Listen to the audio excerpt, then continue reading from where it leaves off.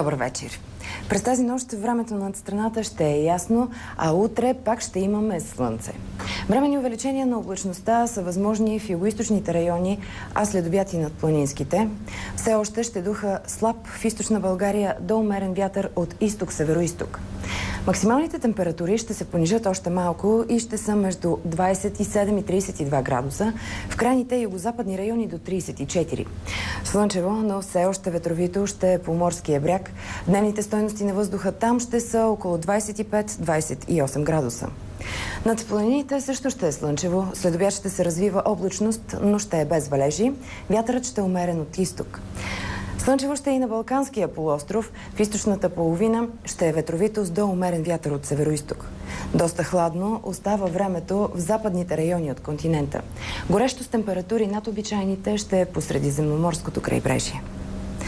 У нас във вторник вятърът ще стихне и температурите ще започнат да се повишават. Ще остане слънчево. Слънчево ще е времето и в сряда, четвъртък и петък. Повече облаци ще има в часовете след обяд над планините, а максималните температури тогава ще са между 31 и 36 градуса. Такава е прогнозата за времето. Аз ви желая спокойна нощ.